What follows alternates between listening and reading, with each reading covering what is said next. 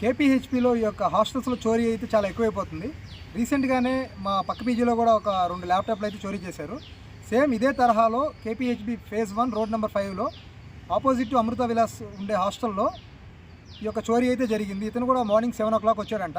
7 o'clock వచ్చి just 9:30, 10 లోపల ఈ యొక్క ల్యాప్టాప్ అయితే తీసుకెళ్ళిపోయారు. జస్ట్ ఒక 4 షేర్ రూమ్లో జాయిన్ అయ్యి తను ఎటువంటి డీటెయిల్స్ ఇవ్వకుండా ఓనర్స్కి అడిగితే వాళ్ళ హాస్టల్లో ఉన్నటువంటి వాళ్ళతోటి ఫోన్ చేయించి రూమ్ కావాలని చెప్పి ఒక రూమ్కి అయితే వెళ్ళాడు. వెళ్ళిన తర్వాత అతను హాస్టల్స్ ఓనర్ పేమెంట్ చేయమని చెప్తే పేమెంట్ ఫెయిల్ అవుతుంది అని చెప్పి ఏదో ఫేక్ ట్రాన్సాక్షన్స్ ఏదో చూపించి జస్ట్ అట్లా బయటికి వెళ్ళి ఒక హాఫ్ అన్ అవర్ తర్వాత మళ్ళీ పైకి వచ్చాడంట.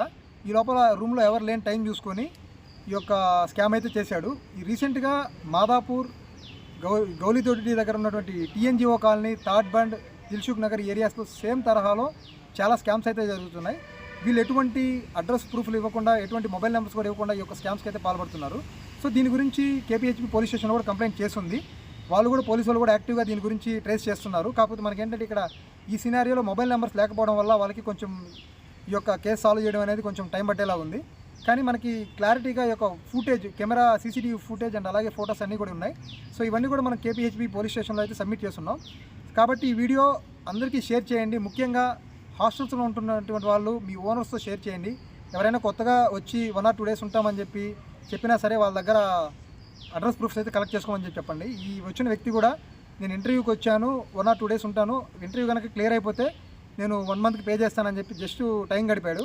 ఎవరు లేని టైం చూసి ఈ 2 to 3 hours అందరినీ చూసుకొని ఎవరు లేని టైం చూసి మొత్తానికి పట్టుకెళ్ళిపోయాడు.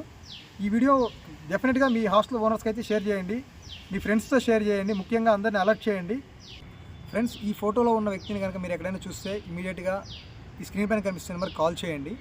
సో డెఫినెట్గా హాస్టల్ ఓనర్స్కి అయితే షేర్ చేయడం మర్చిపోవద్దు. దీనివల్ల వాళ్ళు ఏంటంటే ప్రతి ఒక్కరి దగ్గర వాళ్ళు 1 dayకి వచ్చినా, 2 days వచ్చినా, మంత్లీకి వచ్చినా, వీక్లీకి వచ్చినా ప్రతి ఒక్కరి అడ్రస్ ప్రూఫ్ అయితే కలెక్ట్ చేసుకుంటారు. దీనివల్ల మనకి ఏంటంటే ఎటువంటి చోరీలు ఏమైనా జరిగినా కూడా మనకి ఒక రికవరీ ప్రాసెస్లో పోలీసెస్కి చాలా హెల్ప్ అవుతుంది.